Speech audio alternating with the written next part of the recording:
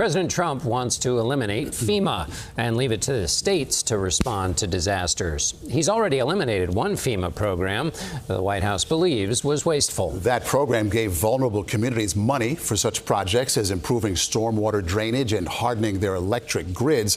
A CBS News investigation found the cuts disproportionately affect areas that voted for Mr. Trump, including the small town of Central in Louisiana. This was the town of Central, Louisiana in August 2016. 24 inches of rain fell here over the course of 48 hours, flooded out and destroyed about 60% of its structures. You're okay. You can't imagine. Look out here and imagine covered in water. Mayor Wade Evans gave us a tour.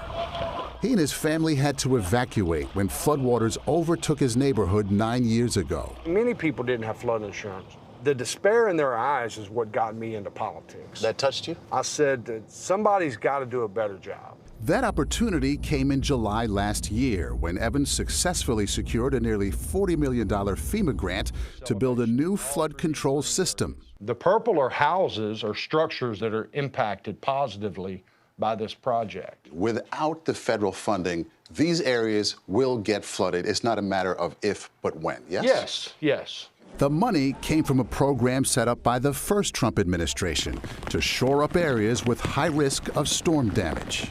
But in April, FEMA abruptly canceled the $5 billion program, writing in a press release it was wasteful and more concerned with political agendas than helping Americans. Any person that flooded is shocked that it would be considered politics to do flood mitigation. What should it be considered?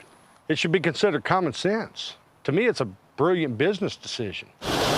In Louisiana alone, 34 grants totaling $185 million were eliminated. A CBS News investigation found Republican-leaning places, such as Central, are bearing the brunt of cuts.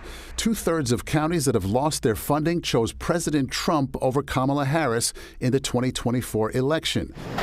Earlier this month, Evans went to Washington to lobby his lawmakers, but says he was told it's up to the White House to reinstate the funding. 80% of this community voted for the president. Yes. If you and anyone else in the community had a moment with him, what would you say to him? I would tell him, Mr. President, it's time to put the bomb away and pull out the scalpel. And let's look at these projects for the merit of what they do, not politics.